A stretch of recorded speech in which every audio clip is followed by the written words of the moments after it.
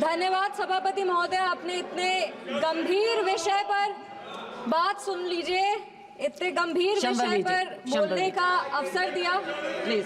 इस मौके पर हम आभार व्यक्त करेंगे हमारे पार्टी के राष्ट्रीय अध्यक्ष श्री चिराग पासवान जी का, क्योंकि दोनों तरफ से देख रहे हैं कि बहुत कद्दावर, बहुत सीनियर नेता संविधान के चर्चे पर बोल रहे हैं, पर एक पहली बार जीत कर आई हुई महिला युवा सांसद को संविधान के चर्चे पर बोलने का मौका दिया। इसके लिए हम हमारे राष्ट्रीय अध्यक्ष श्री चिराग पासवान जी के आभारी हैं। इस सदन में सबसे युवा सांसद होने के नाते हमें गर्व की अनुभूति हो रही है कि हम उस वर्ष इस सदन में शपथ लिए जिस वर्ष संविधान अपना 75वां वर्ष का उत्सव मना रहे हैं। सोशियोलॉजी की छात्रा रहे हैं, कॉलेज में सोशियोलॉजी को संविधान को एकेडमिकली और थ्योरेटिकली पढ़ने का मौका मिला है, पर 24 जून को जब इस सदन में हमने शपथ ली थी तो संविधान को अपना प्रेरणा मान करके, प्रेरणा स्तोत्र उससे प्रेरणा ले करके अपने कार्यों में भी संविधान को ढालने का मौका मिला है। महात्मा गांधी जी ने भारत के संविधान के विषय में 1931 में कहा था, I shall strive for a constitution which will release India from thraldom and patronage. I shall work for an India in which the poorest shall feel that it is their country in whose making they have an effective voice. An India in which there is no high class or low class of people. An India in which all communities shall live in perfect harmony. This is the India of my dreams for which I shall struggle. इस सदन में जब हम शपथ लिए थे, संविधान की शपथ लिए थे और सत्य निष्ठा से प्रतिज्ञान किए थे कि भारत की प्रभुता और अखंडता को अक्षुण्ण रखेंगे और कर्तव्यों का श्रद्धापूर्वक निर्वहन करेंगे, पर हमारे विपक्ष के लोग हैं जो विदेशी तंत्रों से हाथ मिला करके बार बार भारत की प्रभुता और अखंडता पर चोट करते हैं। एक तरफ जहां मोदी जी की कार्यकाल में एफडीआई बढ़ा है, जो फॉरेन डायरेक्ट इन्वेस्टमेंट है, वहीं पे इतने ही वर्षों में कांग्रेस का एसडीआई जरूर बढ़ गया। अब एस उसमें क्या है, उसका नाम लेंगे तो हल्ला हंगामा हो जाएगा, इसीलिए आप लोग खुद ही समझ जाइएगा। ये वही बात हो गया, हिंदी का एक मुहावरा है, मुंह में राम बगल में छुरी, पर ये भी विपक्ष पे सही नहीं बैठता है, क्योंकि विपक्ष तो प्रभु श्री राम का नाम ही नहीं ले सकते, पर छुरी लेकर के बार बार संविधान की हत्या जरूर करने का कोशिश करते हैं। इसीलिए हम लोग कहते हैं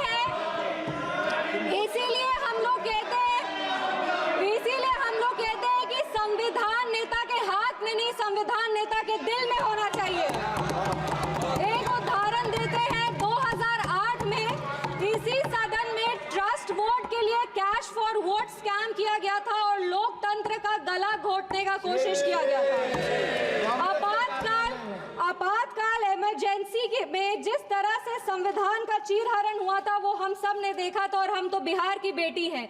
बिहार के एक पुत्र थे जयप्रकाश नारायण जी, जिन्होंने इसी दिल्ली में रामलीला मैदान में राष्ट्रकवि रामधारी सिंह दिनकर की एक कविता पढ़ी थी, सिंहासन खाली करो कि जनता आती है। उसने कांग्रेस की जड़ों को हिला दिया था और भारत में एक नई क्रांति का आह्वान किया था। आज जब हम संविधान के 75वें वर्ष का उत्सव मना रहे हैं तो हम नमन करते हैं संविधान के निर्माता डॉक्टर बाबा साहब भीमराव अंबेडकर जी का, जिन्होंने अपनी पूरे जीवन की सीख को इस संविधान के निर्माण में लगा दिया। लेकिन कांग्रेस ने उनका अपमान करने से वो कभी नहीं चूके। जिस संविधान सभा सेंट्रल हॉल में संविधान पे चर्चा हुई, संविधान लिखा गया, उस सेंट्रल हॉल में बाबा साहब की चित्र तक को इन्होंने लगने नहीं दिया। इनके कार्यकाल के 2 प्रधानमंत्री ने खुद भारत रत्न लिया सर मैम, लेकिन बाबा साहब को भारत रत्न नहीं देने दिया। मैं नमन करती हूँ उन सभी संविधान सभा के सदस्यों का जिन्होंने 2 साल 11 महीने और 17 दिन में इस संविधान को आकार दिया।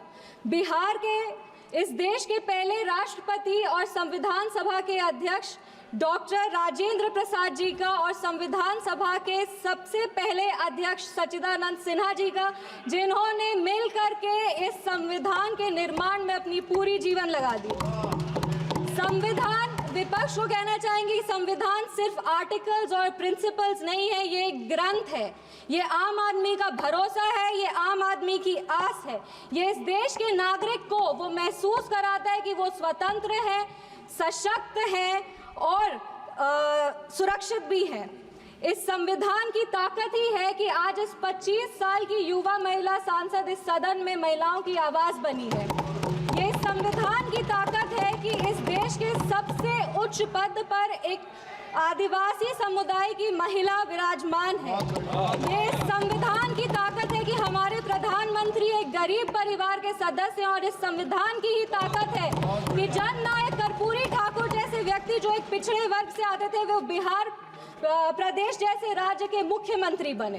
पर अब जब बिहार की बात कर रहे हैं तो हम जरूर इस सदन के संज्ञान में लाएंगे कि विपक्ष दल का एक शासन आया था जब बिहार में जंगल राज आ गया था। उस जंगल राज में हर वो कार्य हुआ, उस जंगल राज में हर वो कार्य हुआ जो संविधान का उल्लंघन था, संविधान के निर्माताओं के विचारों का उल्लंघन था। बिहार उस समय दंगों और अपहरण का गढ़ बन गया था। हम आभार व्यक्त करेंगे हमारे यशस्वी प्रधानमंत्री श्री नरेंद्र मोदी जी का, हमारे माननीय मुख्यमंत्री श्री नीतीश कुमार जी का और हमारे पार्टी के राष्ट्रीय अध्यक्ष श्री चिराग पासवान जी का, जिनके अथक प्रयासों की वजह से आज संविधान के उसूल बिहार में कायम है। विपक्ष के साथियों ने अपने भाषण में हमें आरक्षण विरोधी कहा, संविधान विरोधी कहा, हमें देश विरोधी कहा, लेकिन इन्हीं के 3 प्रधानमंत्रियों का जो वाक्य है वो इस सदन में हम पेश करना चाहेंगे।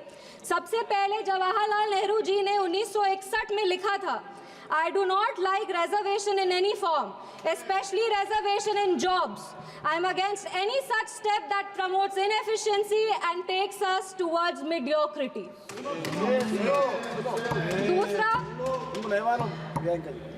दूसरा इंदिरा गांधी जी ने, नीरज चौधरी जी की एक किताब थी हाउ प्राइम मिनिस्टर डिसाइड्स, उसमें उन्होंने कहा था अपने तब के लॉ मिनिस्टर शिव शंकर जी को कि एक ऐसा ATR तैयार कीजिए कि सांप भी मर जाए और लाठी भी न टूटे। ये मंडल कमीशन के रिपोर्ट पे उन्होंने कहा था।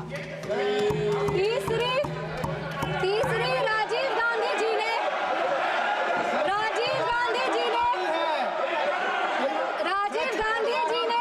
एक इंटरव्यू में आलोक मेहता को कहा था मार्च 1985 में, no promotion of. Rajiv Gandhi ji ने एक इंटरव्यू में जर्नलिस्ट आलोक मेहता को कहा था मार्च 1985 में कि no promotion of idiots in the name of reservation, and that promoting idiots in the name of reservation would harm the entire country. ये इनके 3 प्रधानमंत्री थे और देश 37 साल इनके प्रतिनिधित्व में था और इन्हें लगता था कि आरक्षण से इस देश में 2nd ग्रेड सिटीजन आते हैं। कांग्रेस को माफी मांगनी चाहिए इस पर। आप बात करते हैं सेक्युलरिज्म की, तो एक आंकड़ा भी पेश करेंगे। जवाहरलाल नेहरू जी के कार्यकाल में 16 राज्यों में 243 सांप्रदायिक दंगे हुए। इंदिरा गांधी जी की कार्यकाल में 15 राज्यों में 337 सांप्रदायिक दंगे हुए और राजीव गांधी जी के कार्यकाल में 16 राज्यों में 291 सांप्रदायिक दंगे हुए। ये कैसा सेक्युलरिज्म का परिभाषा है, हमें तो समझ नहीं आता। एक और बात कहेंगे, कहानी सुनाएंगे। 1984 में जब सिख रायट हो रहा था, 1984 में जब सिख रायट हो रहा था तो एक सिख समुदाय के व्यक्ति एक दलित नेता के घर में रक्षा पाने के लिए गए थे, एक पनाह मांगने गए थे। उस दलित नेता के घर को जला दिया गया था। वो दलित नेता कोई और नहीं, हमारे पार्टी के संस्थापक श्रद्धेय रामविलास पासवान जी थे, जिनके घर को 1984 में जला दिया गया था। आप बात करते हैं संविधान की और सेंटर स्टेट रिलेशन की, तो बता दें कि इंदिरा गांधी जी की कार्यकाल में 11 साल में 35 बार राष्ट्रपति शासन लगाया गया। एक महिला, एक युवा और एक दलित सांसद होने के नाते हमें गर्व होता है कि हमारी सरकार एक ऐसी सरकार है जिसने संविधान के उसूल को अटल रखा है। हमारी सरकार ने संविधान को मजबूत करने का काम किया है। पिछड़े 1 सेकेंड 2 मिनट बस खत्म करें। पिछड़े आयोग को संवैधानिक दर्जा हमारी सरकार ने दिया। पिछड़े वर्ग से आर्थिक रूप से कमजोर जो व्यक्ति आते हैं उनको आरक्षण हमारी सरकार ने दिया। इनके पास महिला प्रधानमंत्री थी, पर हमारे प्रधानमंत्री ने नारी शक्ति वंदन अधिनियम ला करके 33% आरक्षण दे करके महिलाओं के आवाज को अगर मजबूती किसी ने दी है तो वो हमारे यशस्वी प्रधानमंत्री श्री नरेंद्र मोदी जी। 1 मिनट। एनडीए की सरकार ने बिहार में हमारे प्रधानमंत्री, हमारे माननीय मुख्यमंत्री श्री नीतीश कुमार जी और हमारे पार्टी के राष्ट्रीय अध्यक्ष श्री चिराग पासवान जी के नेतृत्व में संविधान के सभी प्रावधानों को मजबूती से वापस लाए हैं और यही प्रयास करते हैं कि संविधान को अपना प्रेरणा मानकर योजनाएं बनाए जो हर वो नागरिक तक पहुंचे जो जरूरतमंद है। अंत में अपने वाणी को 4 पंक्ति पढ़ के बैठ जाओ दादा, 4 पंक्ति बैठ जाओ दादा, 4 पंक्ति पढ़कर अपने वाणी को विराम देंगे। हर रंग को खुद में समेट कर जो बेखौफ खड़ा है, जाति और धर्म के दायरे से जो आगे बढ़ा है, नैतिक निष्पक्ष समावेशी संविधान ही है वो जो 75 वर्षों बाद भी सहज खड़ा है। धन्यवाद। जय हिंद, जय बिहार।